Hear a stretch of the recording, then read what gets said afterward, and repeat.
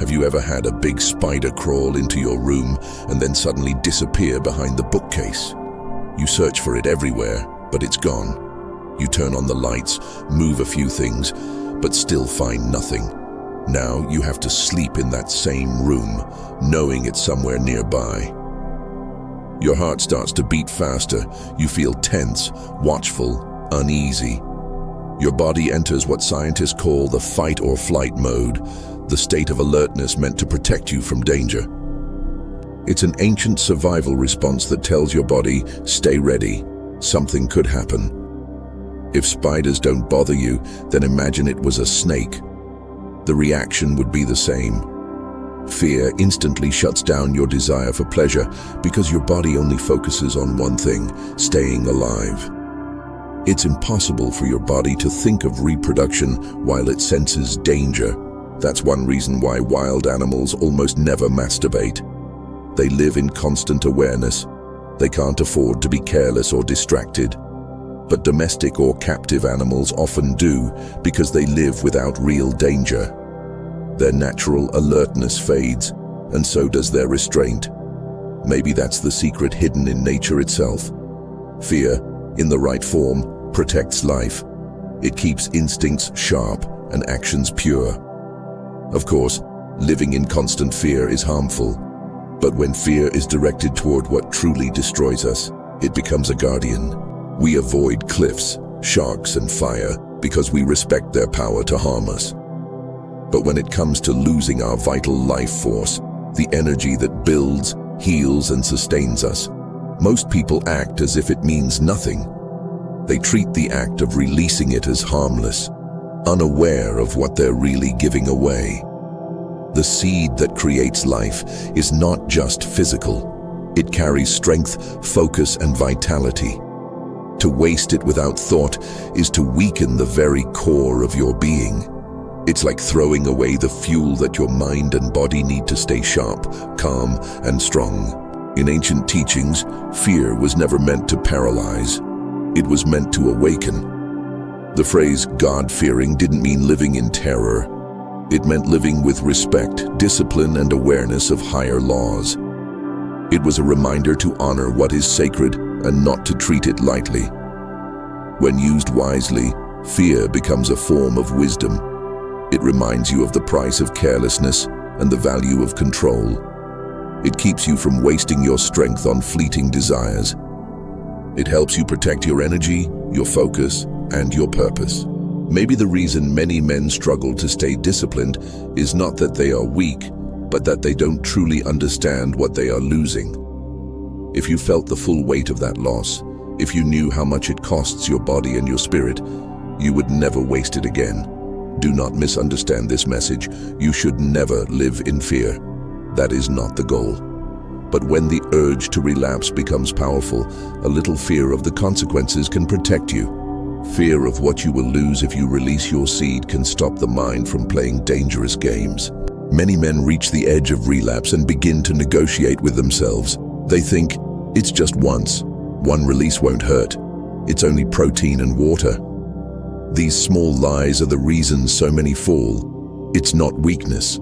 It's the mind trying to convince you that your strength is meaningless. For me, it was fear that saved me. A healthy, respectful fear. That fear has kept me strong for 3 years without relapse. I've seen what releasing does to a man, how it drains his body, his energy, and his joy. I remember those days as a kind of living hell. When lust knocks, it's like hearing a whisper from those dark times calling me back. But I refuse to open the door. I've made the thought of relapse terrifying in my mind because I know what it destroys. It weakens your health, dulls your mind, and poisons your spirit. It pulls you away from purpose and fills your life with confusion and regret. It breaks your strength, your confidence, and even the light in your eyes. I've seen how this loss changes people. Those who fall again and again begin to look different. Their faces lose vitality, their posture weakens, their energy becomes heavy. They stop caring about their appearance or their actions. There is something dim in their eyes, a look of emptiness that others can sense. People instinctively move away from that kind of energy. This truth is not new. It has been spoken of for centuries. Over 150 years ago, writers warned about this hidden danger, calling it the most destructive of all personal vices. They said it was the greatest outrage against nature itself, a sin that weakens both the body and the mind. It has been called man's vice of vices, one that brings paralysis, disease, and moral decay. Generations before us saw its terrible power to destroy health, happiness, and the very spark of life. Even after decades of study, wise men of the past concluded that few ever escaped its silent damage. Their words still echo today. You can choose to ignore them and follow the same path, or you can listen and break the chain. The decision, as always, is yours. When you release, you are throwing away the most valuable materials your body creates, the very elements that build your brain, your heart, your strength, and your spirit. You are taking what was meant to create life and letting it fade into nothing. That is not just a physical loss, it is a loss of essence, a quiet draining of the energy that makes you who you are. In the times when I used to release, my life was full of problems that I could not understand. My body looked tired, my mind was heavy, and my spirit felt dull. I looked unwell, my face lost its glow, and I seemed older than I was. Inside, there was a weakness that no amount of food or sleep could fix. It was as if my strength was slipping away, drop by drop. My health began to fall apart in strange ways. I had constant stomach troubles, my energy was unstable, and even my teeth began to decay. I had to get double root canals because my teeth became fragile. One day, while chewing something hard, a wisdom tooth simply broke. These were not random misfortunes.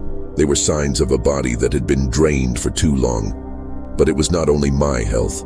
My relationships suffered too. I began to notice that people treated me differently. It was as if my presence carried a kind of weakness that others could feel. I felt disliked, unseen, even rejected by life itself. Wherever I went, something seemed off. It was a time filled with confusion and pain. At one point, I even believed I had some hidden illness.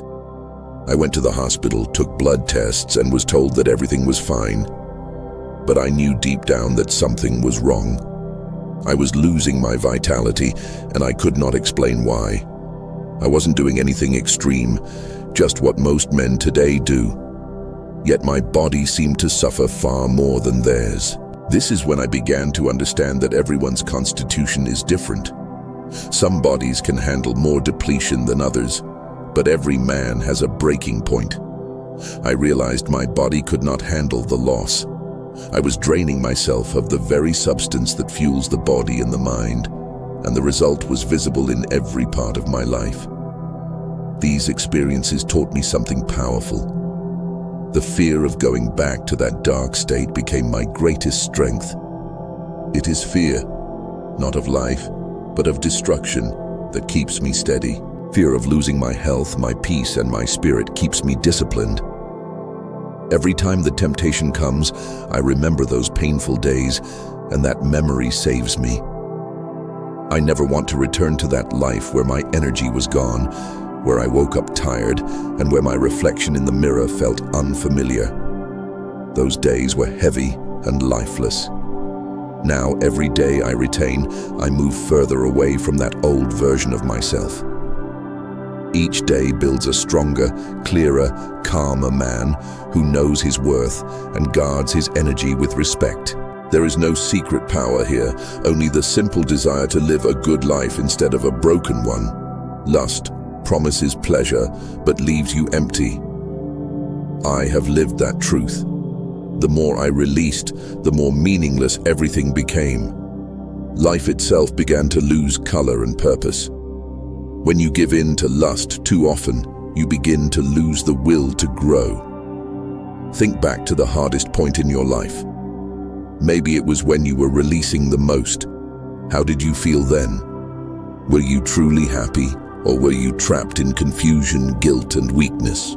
Most men who discover retention do so because they have already suffered the consequences of losing control. Pain becomes the teacher that awakens them. If you have felt that suffering, you now have the strongest fuel possible. The memory of your lowest point can become your shield. When desire grows too strong, remember that darkness. Remember how everything felt heavy, how every day seemed harder, and how your body and mind worked against you. Ask yourself honestly, is that place worth returning to? If you are on the path of retention, you have already shown great strength. You have already begun to reclaim the life that was slipping away. Every day you stay disciplined, your energy grows, your eyes sharpen, and your spirit becomes lighter. You are rebuilding yourself from the inside out, one moment of restraint at a time. And when temptation whispers again, remind yourself that true pleasure is not found in release, but in mastery. Freedom is not the absence of desire, but the control of it. That is what separates the strong from the weak, the builders from the broken. Choose the side that gives you power, clarity, and peace. You have come too far to go back. Hold your ground and remember why you began. The rewards of this path will reveal themselves in time. Stronger health, calmer emotions, clearer thoughts, and a deep inner confidence that others can feel but cannot name. And if this message spoke to you, stay with this journey. Support the channel by liking, sharing, and subscribing so these teachings can reach more men who need them. Together we can rebuild strength, discipline, and spirit in a world that has forgotten their value.